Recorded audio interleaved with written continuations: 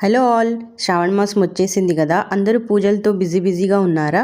శ్రావణ మాసంలో మేము చేసుకునే పూజలు వచ్చేసి దివసి గౌరీ వ్రతం, నాగుల పంచమి అండ్ మంగళ గౌరీ వ్రతం అనమాట. పెళ్ళైన సంవత్సరం నుండి ప్రతి ఆడపిల్ల కంపల్సరీగా చేసుకునే పూజలు అనమాట.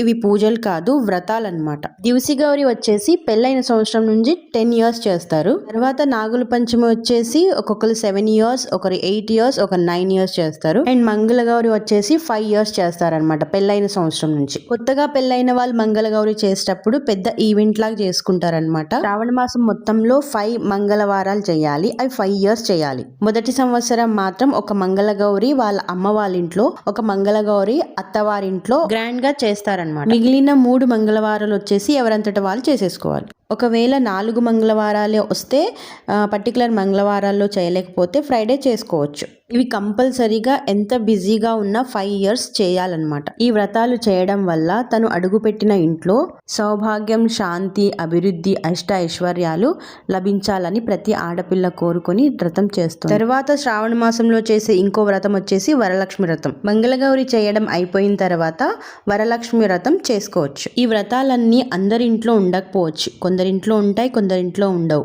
వాళ్ళ ఇంట్లో ఉన్నప్పుడు మాత్రమే ఈ వ్రతాలు చేసుకోవాలి. ఒక విషయం ఏంటంటే, ఈ మధ్యకాలంలో అందరూ చేస్తున్నారు కదా అని మనం చేయకూడదు. ఈ వ్రతాలు, నియమాలన్నీ మన పెద్దవాళ్ళను తెలుసుకొని వాళ్ళ సలహా మేరకే ఫాలో అవ్వాలని నా ఒపీనియన్. దివసి గౌరీ, మంగళగౌరి అండ్ నాగుల పంచమి వ్రతాలు ఎలా చేయాలో ఫర్దర్ వీడియోస్లో తెలుసుకుందాం. బట్ మీరు మాత్రం మర్చిపోకుండా సబ్స్క్రైబ్ చేసుకోకపోతే నా ఛానల్ని సబ్స్క్రైబ్ చేసుకోండి. Thank you.